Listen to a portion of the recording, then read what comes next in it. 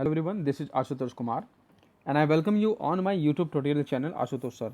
आज की इस ऑनलाइन लेक्चर क्लास में हम लोग इम्पेरेटिव सेंटेंस, ऑब्जेक्टिव सेंटेंस और एक्सक्लेमेटरी सेंटेंस के टाइप को पढ़ने वाले हैं। लेकिन बेसिक टॉपिक क्या है वो भी जान लीजिए। बेसिक टॉपिक है ट्रांसलेशन। तो हम ट्रांसलेशन कैसे करते हैं सेंटेंसेस का, वो चीज़ हम लोग जानने वाले हैं। इसके पहले के एपिसोड में प्रेजेंट से लेकर पास्ट एंड फ्यूचर के सेंटेंस को कैसे ट्रांसलेट किया जाता है, बेसिक से एडवांस तक सारे टॉपिक के सीरीज़, सभी के ट्रांसलेशन के सेक्शन के वीडियोस मैंने अपलोड किया हुआ है। आप प्लेलिस्ट में जाके चेक करेंगे तो वहाँ पर इसके वीडियो मिल जाएंगे कि कैसे प्रेजेंट के सेंटेंस को, कैसे पास्ट के सेंटेंस को और कैसे फ्यूचर के सेंटेंस को हम लोग ट्रांसलेट करते हैं। तो आज का जो सेक्शन है वो इम्पेरेटिव, ऑपरेटिव और एक्सक्लेमेटरी सेंटेंसेस के ट्रांसलेशन का सेक्शन है। तो इसे हम कैसे ट्रांसलेट करते हैं और ये चीज़ें क्या हैं, इसके बारे में हम लोग जानने वाले हैं। तो चलिए शुरू करते हैं। सबसे पहले समझते हैं कि ये क्या चीज़ें हैं। जब इम्पेरेटिव कहते हैं तो इम्पेरेटिव मतलब हिंदी में अर्थ होता है इसका कि जो भाववाचक संज्ञा होती है, जो एक आदेशात्मक होता है, जिसमें हम लोग आज्ञा सूचक कहते हैं। एग्जैक्टली ये आज्ञा सूचक कहलाता है कि जो आज्ञा सूचक सेंटेंस होते हैं कैसे होते हैं वो। तो आज्ञा सूचक में शब्द तो आज्ञा सूचक हम लोग कहते हैं, लेकिन एग्जैक्टली आज्ञा सूचक नहीं होता है। आज्ञा सूचक ऐसे आप समझिए, जैसे आप किसी को अगर ऑर्डर दे रहे हैं तो वो सेंटेंस आज्ञा सूचक कहलाता है। आप किसी से रिक्वेस्ट कर रहे हैं तो वो आज्ञा सूचक कहलाता है। तीसरा, आप किसी से कोई सलाह दे रहे हैं या सिर्फ सलाह ले रहे हैं तो वो आज्ञा सूचक में आता है। और इसी तरह से केवल आप किसी को जो है ऑफर दें, कोई एक जो है उम्मीद दिखाएं किसी को, तो वह भी आज्ञा सूचक में आता है। तो बेसिक आपको चार चीज़ें ध्यान रखनी, पहला ऑर्डर, दूसरा रिक्वेस्ट, तीसरा सजेशन और चौथा प्रपोजल। तो ये चार चीज़ों के सेक्शन में आप बांट के इसे सेंटेंस को ट्रांसलेट करेंगे। अगले की बात कर लें, पहले यहाँ पर टॉपिक समझ लें, उसके बाद वन बाय वन सभी को ट्रांसलेट करना सीखेंगे। ऑपरेटिव किसे कहते हैं? ऑपरेटिव होता है किसी के लिए कोई इच्छा करना, तो इसे इच्छा सूचक हम लोग कहते हैं। तो इच्छा करना मतलब जैसे भगवान से हम कोई किसी के लिए अच्छी प्रार्थना करें, कोई बुरी भावना के साथ कोई प्रार्थना करें तो वो इच्छा सूचक होता है। अपने लिए कोई वरदान मांगे वो भी इच्छा सूचक में आता है। किसी को हम good morning, good afternoon wish करें वह भी इच्छा सूचक में आता है। तो इस प्रकार के सेंटेंसेस को हम इसमें ट्रांसलेट करते हैं। और फिर इसी तरह से होता है एक्सक्लेमेटरी। एक्सक्लेमेटरी में एग्जैक्टली आता है भाववाचक संज्ञा। अब ये भाववाचक क्या है? हमारे चेहरे पर आने वाले भाव, अचानक से जब हम कोई चीज़ बोलते हैं तो जिस भाव में बोलते हैं वो चीज़ आती है भाववाचक संज्ञा।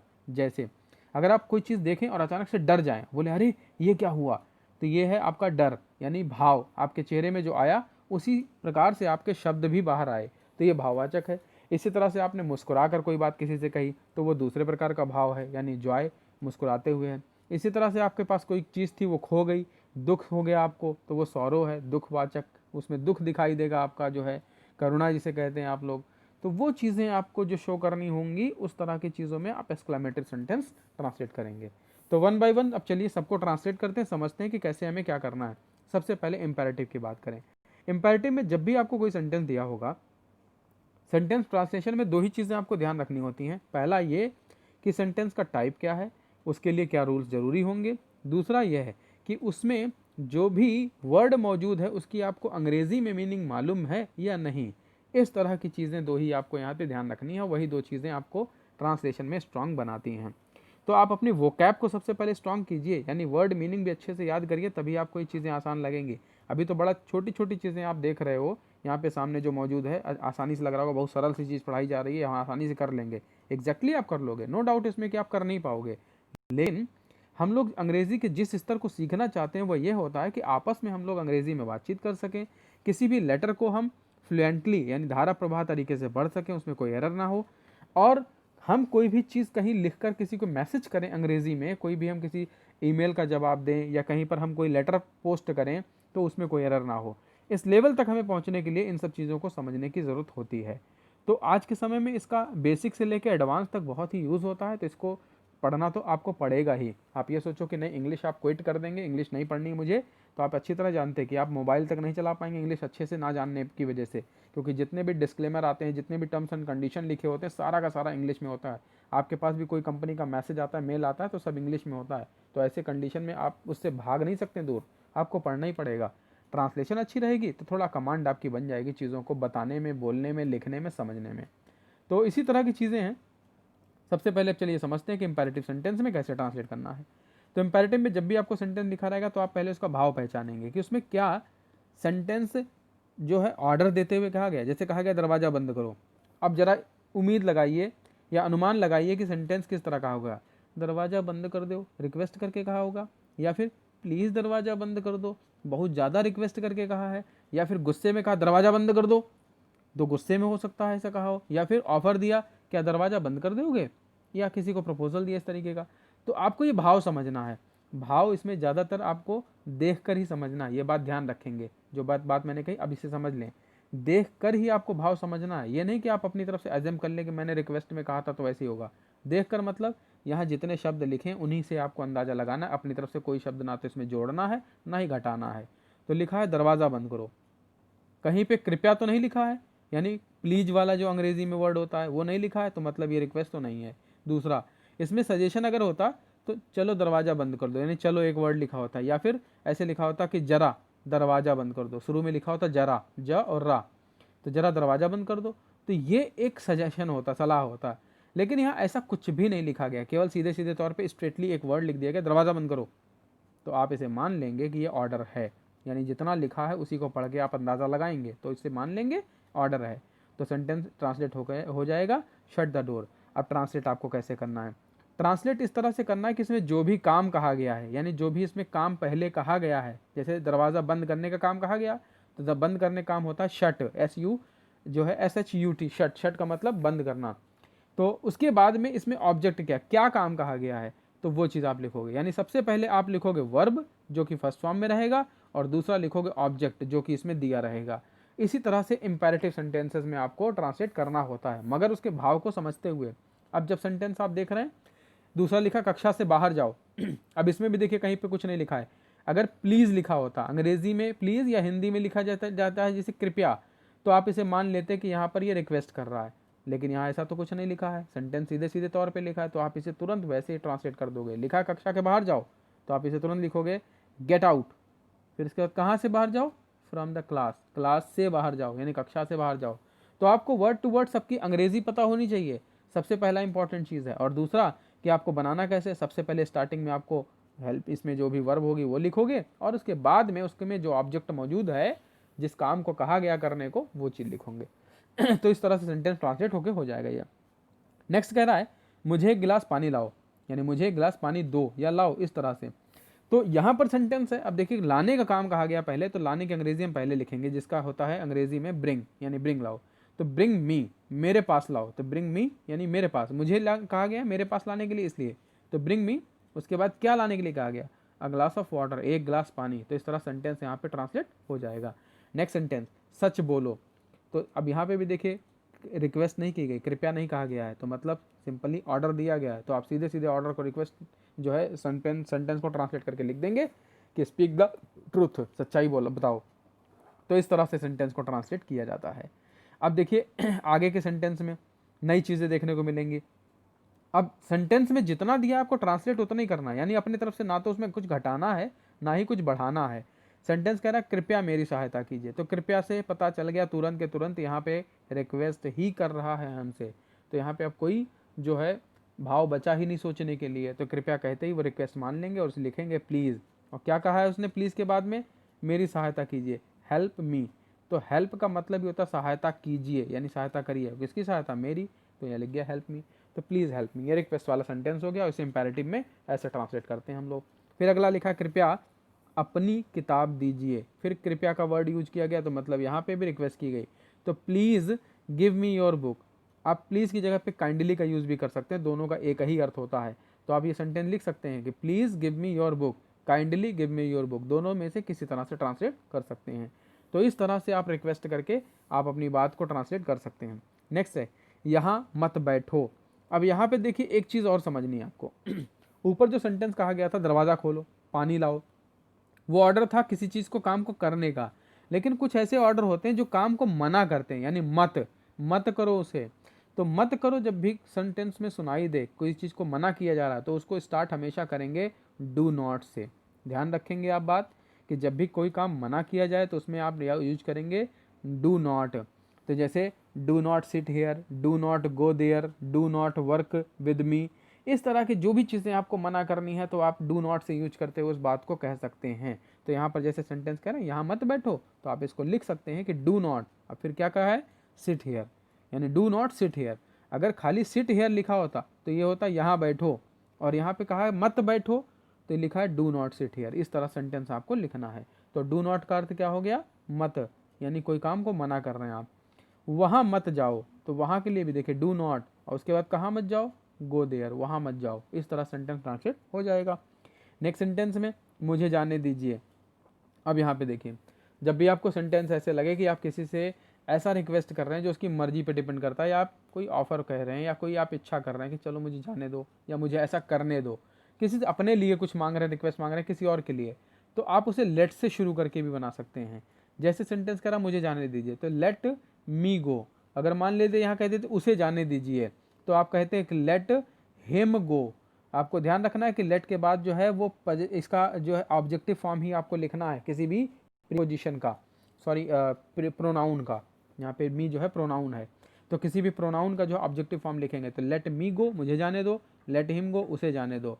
और अगर ऐसे ही आपको कहना है कि चलो इस बात को छोड़ो इस बात को जाने दो, तो लेट इट बी। इस तरह सेंटेंस हम लोग लिखते हैं, लेट इट बी, छोड़ो इसे, जाने दो, इस तरह से। तो ये भी जो होता है सेंटेंस में, लेट से हम किसी चीज़ को बताते हैं कि ऐसा होने दो या इस तरह का काम होने चाहिए। अब सेंटेंस में अगला कह रहा है कभी झूठ मत बोलो, तो कभी झूठ मत बोलो। अब आपने ऊपर देखा था मत बोलो, लेकिन यहाँ पे कह रहा है कभी नहीं के लिए, तो कभी के लिए आता है नेवर। आप नेवर का यूज करके ही शुरू करेंगे कभी नहीं वाले कंडीशन में।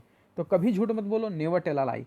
तो इस तरह सेंटेंस को ट्रांसलेट किया जाता है। ये बड़े आसान वाले सेंटेंस है, इसको तो आई थिंक सभी लोग समझ रहे होंगे किस तरह से हमें ट्रांसलेट करना है। आप 2-4 बार प्रैक्टिस करोगे तो ये बेसिक चीज़ें आपको समझ में आ जाएंगी कि कैसे करना है इसको। आओ हम लोग स्कूल चलें। अब यहाँ पे देखिए प्रपोजल है, ऑफर है, तो जब भी प्रपोजल और ऑफर होता है उसे भी हम लोग लेट से शुरू करते हैं। जैसे let us go to school, चलो हम स्कूल चलें। अगर मान लीजिए यहाँ पे लिखा होता चलो हम कबड्डी खेलें, तो लेट अस प्ले कबड्डी। अगर मान लीजिए इसी तरह से कोई और बात लिखी होती कि चलो तैरने चलें पानी में, तो late us go for swim. इस तरह से सेंटेंस जो है हम लेट अस से शुरू करते हैं जब कोई ऑफर देते हैं तब। तो इस तरह के कंडीशन आपको ध्यान रखनी है। अब इस चीज़ों को, जो चीज़ें भी इंपेरेटिव की होती हैं उनमें आपको यही चीज़ ध्यान रखना है कि ऑर्डर, रिक्वेस्ट, सजेशन, एडवाइस और प्रपोजल, ये सब चीज़ें इसमें आएंगी, तो उसी के अकॉर्डिंग आप सेंटेंस ट्रांसलेट करेंगे। अब नीचे मैं एक एक्सरसाइज दे रहा हूँ, इस एक्सरसाइज को आप सॉल्व कीजिए।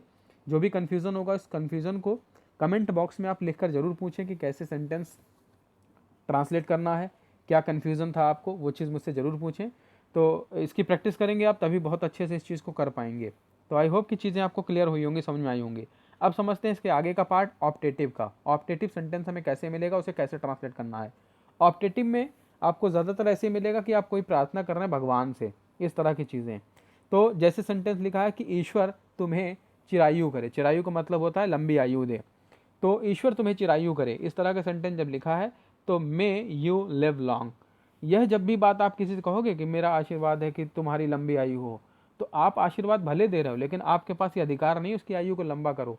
आप किसी ईश्वर से या ईश्वर से ही जो है प्रार्थना करके आप ये बात कहोगे कि ईश्वर इसकी लंबी आयु करे।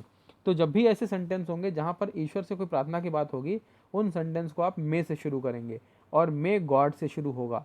लेकिन जहाँ पर कुछ ऐसा होगा, जैसे आपने डायरेक्टली कहा ना कि तुम्हें चिरायु हो, तो वहाँ पे may you live long, directly आप किसी से आप आदमी से कह रहे हैं कि तुम्हारी लंबी आयु हो, तो इस तरह से सेंटेंस में मे यू लिव लॉन्ग कह के भी आप ट्रांसलेट कर सकते हैं। जैसे यहाँ पे अगले में कह रहे हैं, देखिए भगवान तुम्हारे बच्चों की रक्षा करे, तो may God protect your children. तो मे गॉड जो हो गया ये भगवान के लिए कहा गया, यानी इच्छा प्रकट करने के लिए कहा गया। एक जो ऑप्ट किया गया कि ईश्वर से हम आपके लिए प्रार्थना करते हैं, और प्रार्थना जो करते हैं वो बाद में लिख दी गई कि प्रोटेक्ट योर चिल्ड्रेन, कि आपके बच्चों की रक्षा करे। तो इस तरह सेंटेंस ट्रांसलेट हो जाएगा। नेक्स्ट सेंटेंस ऐसे ही है, ईश्वर तुम्हें सफलता प्रदान करे, तो may God grant you success, कि ईश्वर तुम्हें जो है सफलता प्राप्त करे, यानी मे गॉड ग्रांट। तो यहाँ पे जब भी मे गॉड है तो मतलब ये ईश्वर से प्रार्थना आप कर रहे हैं। अगर मान लीजिए सेंटेंस लिखा होता तुम्हें सफलता प्रदान करे, यानी भगवान तुम्हें सफलता प्रदान करे या तुम्हें सफलता मिले, तब भी आप यही लाइन कहेंगे, may God grant you success. इस तरह से सेंटेंस होगा। नेक्स्ट सेंटेंस कह रहे हैं ईश्वर इस पापी को क्षमा करे, तो इसमें भी देखिए मे गॉड से स्टार्ट किया जाएगा। और मैंने पहले ही बताया कि जो भी वर्ड्स होते हैं उसकी अंग्रेजी मीनिंग आपको पता होनी चाहिए, तभी आप ट्रांसलेट कर पाओगे। अब यहाँ पे क्षमा करने की अंग्रेजी है पार्डन, और पापी की अंग्रेजी है सिनर। अब मान लीजिए आपके एग्जाम में ऐसा कोई सेंटेंस आ जाता है कि आपको उसको ट्रांसलेट करना है इस सेंटेंस को, कि ईश्वर इस पापी को क्षमा करे। तो अगर आपको वहाँ पे क्षमा की अंग्रेजी नहीं मालूम है, आपको पापी की अंग्रेजी नहीं मालूम है, तो ये सेंटेंस आप पूरा ट्रांसलेट नहीं कर पाएंगे। तो इसलिए आप अपनी वोकैब को, वर्ड्स मीनिंग को थोड़ा सा इम्प्रूव करें, साथ ही साथ उसको करते रहें, जिससे आप उस चीज़ को इम्प्रूवमेंट के साथ अच्छे से सॉल्व भी कर पाएँ। ये दिखना भी चाहिए आपके पास इम्प्रूवमेंट इसका। लास्ट सेंटेंस देखिए इसमें ऐसा, भगवान तुम्हें तुम्हारे राजा को चिरायु करे, यानी भगवान तुम्हारे राजा को लंबी आयु दे। तो may God bless your king a long life. इस तरह से सेंटेंस यहाँ पे जो है पूरा सेंटेंस ट्रांसलेट हो जाएगा। तो आई होप कि आप सब चीज़ें समझ गए होंगे इस तरह से कैसे ट्रांसलेट हमें करना है। आपको ये ध्यान रखना है कि इन सेंटेंसेस में जब हम किसी ईश्वर से प्रार्थना किसी के लिए करते हैं तो सेंटेंस में लास्ट में मार्क ऑफ एक्सक्लेमेशन लगाते हैं, जिसे आप लोग विस्मय सूचक चिन्ह कहते हैं। एक स्टिक खींची जाती है, उसके बाद पॉइंट लगा होता है, इसको बोलते हैं मार्क ऑफ एक्सक्लेमेशन, विस्मय सूचक चिन्ह। तो संबोधन चिन्ह से एग्जैक्टली वैसे कहते हैं, और विस्मय सूचक चिन्ह जो है एग्जैक्टली एक्सक्लेमेटरी सेंटेंसेस में लगता है, लेकिन जो भी ऑपरेटिव सेंटेंस होते हैं इसमें भी ये लगता है। तो इस तरह के सेंटेंस यहाँ पे ट्रांसलेट होते हैं। अब एक्सक्लेमेटरी के बारे में समझ लेते हैं, एक्सक्लेमेटरी कैसे मिलेगा। एक्सक्लेमेटरी में बेसिकली आपने हिंदी में रस पढ़े हुए हैं। रस जिसे हिंदी में कहते हैं उसका मतलब होता है भाव। कहीं पे करुणा होता है, कहीं पे दुख होता है, कहीं पे विलाप होता है, कहीं पे हंसी होती है, कहीं पे जो है एक गर्व दिखाया जाता है, शौर्य, इस टाइप के होते हैं। तो टोटल 9 प्रकार के भाव आपको मिलेंगे यहाँ पर भी, जिन्हें आपको एक्सक्लेमेटरी में ट्रांसलेट करना होता है। तो ऐसे सेंटेंस में आप ये चीज़ देखना होगा आपको कि उसमें जो वर्ड यूज हुआ है वो वर्ड क्या प्रदर्शित कर रहा है। वो दुख प्रकट कर रहा है, वो खुशी प्रकट कर रहा है, वो रोना प्रकट कर रहा है, वो किसी प्रकार का चिड़चिड़ापन प्रकट कर रहा है, गुस्सा प्रकट कर रहा है। ये सारी चीज़ें के अकॉर्डिंग ही आप यहाँ पे ट्रांसलेट करेंगे। तो जैसे यहाँ पे सेंटेंस दिया गया, ओह वह मर गया, तो देखिए सेंटेंस कह रहा है वह मर गया, तो ये कोई खुशी की बात तो नहीं होगी, ये बात आप बिल्कुल फिक्स करके समझ लें। तो यहाँ पे एक वर्ड यूज़ करेंगे ओह के लिए, एलास, मतलब बड़ा दुख की बात है या हमें दुख हुआ है, एलास का मतलब ये। और इसके बाद एक मार्क लगाएंगे जो मार्क ऑफ एक्सक्लेमेशन कहलाता है, ये चिन्ह लगाएंगे, और फिर आगे की बात लिखेंगे। वह मर गया के लिए सेंटेंस का टेंस पकड़ेंगे। अब यहाँ मर गया कहा है, यानी पास्ट की बात कही है, तो वह के लिए अंग्रेजी होगी ही, और मर गया पास्ट में है तो डाइड लिखा जाएगा, DIED। तो इस तरह से सेंटेंस को ट्रांसलेट किया जाएगा यहाँ पे। अब ऐसे देखिए छी छी, ऐसा मजाक। अब यहाँ पे छी छी जो है घृणा प्रकट कर रहा है। घृणा मतलब जैसे आप कोई चीज़ को देख के बड़ा अजीब सा मुंह बनाते हैं, वो चीज़। तो देखिए दोनों ही भाव अलग हैं। पहले वाले में क्या था, दुख, और दूसरे वाले में छी छी मतलब एक घृणा, इचिंग वाला भाव, दूर भागने वाला भाव। तो ये दिखा रहे हैं। तो छी छी के लिए अंग्रेजी जो है फाई फाई यूज़ किया जाता है। फाई फाई 2 बार लिखा है, और मार्क ऑफ एक्सक्लेमेशन ये ध्यान रखना है आपको, इस चीज़ लगानी ही लगानी है इसमें, तभी ये कंप्लीट है। जैसे आप इंट्रोगेटिव में इंट्रोगेटिव का साइन लगाते हैं, वैसे यहाँ पर आपको मार्क ऑफ एक्सक्लेमेशन का यूज़ करना ही है। तो इस तरह से सेंटेंस ये बनाया जाएगा। फिर बाद में लिखा ऐसा मजाक, तो उसके लिए अंग्रेजी लिखेंगे सच जोक, इस तरह का मजाक। तो यहाँ पे ऐसे ही सेंटेंस ट्रांसलेट होंगे जैसा जिसका भाव होगा।